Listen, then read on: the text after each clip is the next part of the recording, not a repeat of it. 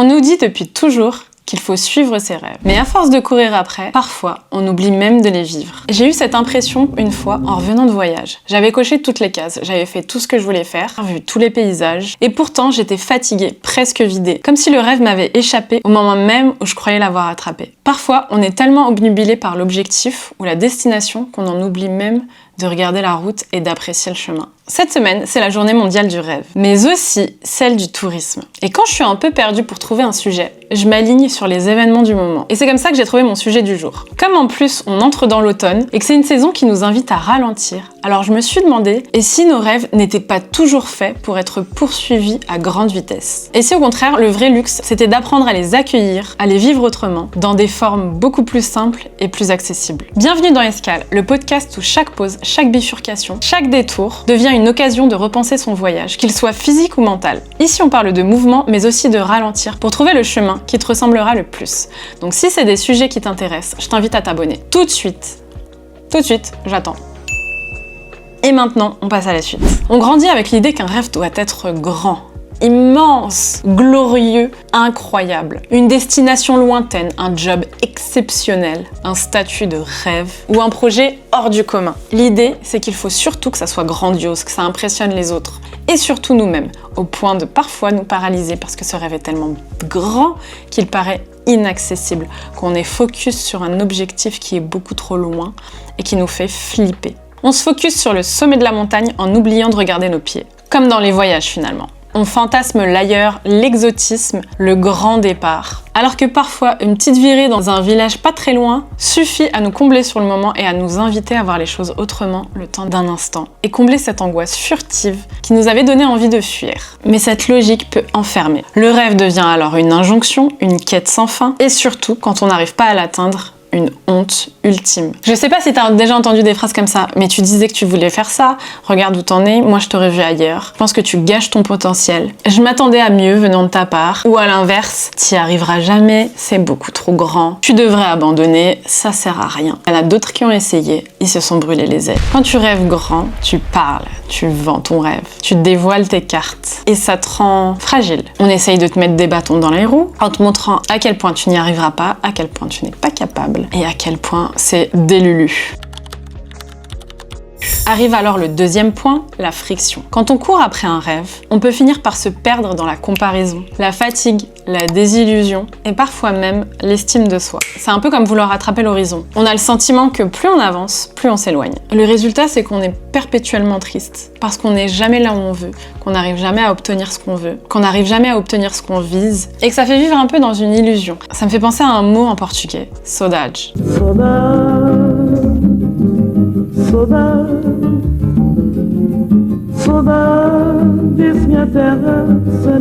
Si on le traduit littéralement, je crois que ça veut dire souvenir, mais c'est beaucoup plus subtil que ça. C'est le souvenir d'un sentiment qu'on n'a jamais connu. Donc c'est cette idée très jolie et assez poétique, magnifique pour les musiques, magnifique pour l'art, mais assez douloureuse dans la vie, d'imager quelque chose, de s'imaginer une réussite, un espoir ou une destination qu'on n'atteindra jamais. C'est ce souvenir qui nous échappe parce qu'il est idéalisé, au point que dès qu'on l'obtient, il nous échappe déjà et on pense immédiatement au suivant. C'est aussi ce paradoxe de chercher à vivre des choses extraordinaires et de passer à côté du quotidien. De surestimer un rêve, un idéal qui possiblement pourrait nous décevoir, parce que c'est le problème de l'idéal. Il correspond jamais à l'idée qu'on se fait. Dès qu'on s'y confronte, on est déçu. Donc, est-ce qu'il faut éviter d'avoir des rêves? Évidemment que non. Mais le problème, c'est de ne vivre que pour ça. D'être aveugle au réel, d'être aveugle à ce qu'il y a devant nous à l'instant T, d'oublier d'en profiter, d'oublier de construire avec pour un potentiel qui peut-être n'existera pas ou peut-être ne sera pas conforme à nos attentes. Ce que j'ai appris ces derniers temps, notamment cet été, c'est qu'il y a de la beauté dans le ralentissement. Accepter que les rêves ne soient pas toujours des feux d'artifice, mais parfois un détail, un moment, un geste. Pas simplement l'arrivée grandiose, mais ces moments de chemin où chaque pas est comme un émerveillement. Pour donner un exemple, là ce que je fais, désolée si je parle de moi, mais je ne peux parler que de quelque chose que je connais et donc de moi. Là ce que je fais, là tout de suite, pour moi c'est extraordinaire. Je viens d'un endroit tellement loin et c'est une étape dans ce que je veux faire justement. C'est pour ça que je donne cet exemple. Je viens de tellement loin, j'étais incapable de laisser un message vocal.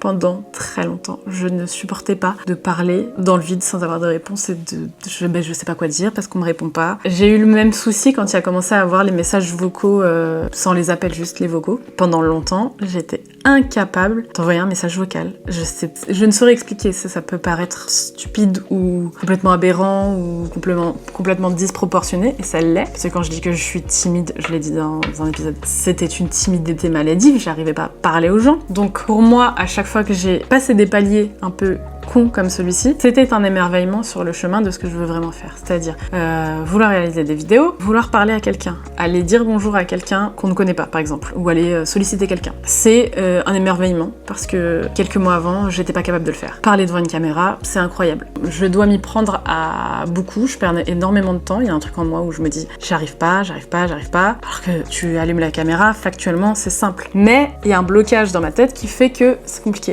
Donc quand tu pars de ce bas de la montagne et que finalement tu arrives à le faire, à le mettre en ligne, à le montrer, demander aux gens ce qu'ils en pensent, se mettre en danger, eh ben c'est un petit pas dans le chemin vers un rêve, une envie. Donc c'est pas l'arrivée, mais j'attends pas cette arrivée pour me dire waouh, c'est incroyable. J'ai réussi à faire quelque chose dont j'étais pas capable hier, avant-hier, une semaine, il y a quelques mois, il y a quelques années. Donc que j'atteigne ce que je veux ou pas, peut-être j'irai plus loin, peut-être j'irai moins loin, peut-être j'irai ailleurs, peut-être on sait pas. Mais apprécier justement ces petites choses qu'on arrive à faire sur le chemin d'un grand rêve, d'une grande envie, d'un grand objectif, c'est aussi hyper important. C'est d'ailleurs même peut-être plus important parce que après avoir fait toutes ces étapes, peut-être que l'arrivée sera ouais, c'était pas si ouf, j'ai préféré le chemin, c'était cool, il y a eu plus d'aventures. Là, c'est juste quand tu prends le prix d'un truc où t'as mis énormément de temps à travailler dessus et du coup cet instant c'est peut-être une consécration, mais en termes de vécu, c'est pas aussi fou que tous ces changements en toi, en fait, c'est ça qui est fou. C'est les changements en toi que ça crée ce chemin vers le rêve. J'espère que je suis claire. Donc, ce que je veux dire par là, c'est que l'idée, c'est de rêver autrement aussi. Réaliser un projet créatif personnel qui aboutisse vers quelque chose de concret ou non, mais qui épanouit une partie de nous aide à acquérir des compétences que c'est pas avoir un jour, qu'on n'avait pas de base. Prendre du temps pour soi, alors qu'on n'a jamais réussi à le faire. Ça peut être dîner avec des amis dans tel endroit, parce que ça nous semblait inaccessible. Je sais pas, ça peut être plein de petites choses aussi, des petits rêves. Il y a des petits rêves, il y a des grands rêves. Je pense qu'il faut pas penser qu'il y a que les grands rêves qui méritent d'être célébrés, qui méritent d'être mis sur un piédestal, qui méritent d'être tentés. Faut pas s'attarder que sur les petits parce qu'ils sont facilement réalisables non plus, mais juste apprécier le chemin. Et peut-être que, comme le mouvement la semaine dernière qui devait être quotidien, minime et régulier, bah le rêve c'est peut-être moins un but ultime qu'un rythme à prendre, qu'une bonne habitude qui nous met un petit peu inconfortable parfois et qui nous révèle et nous fait du bien souvent, comme une nouvelle façon d'habiter son quotidien, une nouvelle façon de ne pas s'ennuyer, de ne pas se décevoir, d'être autrement chaque jour, sans changer qui on est au fond, parce que ça changera jamais, je pense. Foncièrement, non. Mais on acquit, c'est comme si on remplissait notre sac et qu'on vidait des choses dont on n'a plus besoin. On fait du troc. Ah bah tiens, ça j'aime bien, je vais prendre ça, je vais te donner ça, ou je le jette par terre parce que j'en ai plus besoin. Ça m'intéresse plus, ça me ressemble plus, ça me va plus, c'est plus à ma taille, comme un vêtement. Donc, en conclusion, je vais rester sur l'idée que peut-être que le vrai luxe, c'est pas de cocher toutes les cases de tes rêves, comme une banale to-do list. Arrêtons ça. Enfin, j'adore les to-do list et en même temps, il y a un côté très administratif qui me dérange là-dedans. Faut se laisser surprendre par ce qui surgit de l'ordinaire, par ceux qui surgissent de l'ordinaire, parce qu'on n'attendait pas, par les découvertes sur le chemin, et surtout on en gagne sur le chemin. Pas seulement le haut de la montagne, mais toutes les vues un peu incroyables sur le parcours. Parce qu'après, arriver en haut de la montagne, qu'est-ce qu'on peut faire à part redescendre ? Et pour terminer, j'aimerais bien que vous me disiez en commentaire quel est le petit rêve ou la petite étape d'un grand rêve que tu pourrais réaliser dès aujourd'hui, sans attendre des années, sans attendre un grand voyage, et qui te rendrait fier de toi et qui te ferait du bien. J'espère avoir des retours, et si cet épisode t'a parlé, n'hésite pas à le partager. Encore une fois, à t'abonner. Tu peux aussi le partager avec quelqu'un qui court un peu trop en ce moment après ses rêves et qui oublie de vivre le présent. Si tu veux reprendre depuis le début, je te laisse les épisodes précédents juste autour. Je sais pas trop où, mais bon, ils seront là. Et je te dis à la semaine prochaine et bye!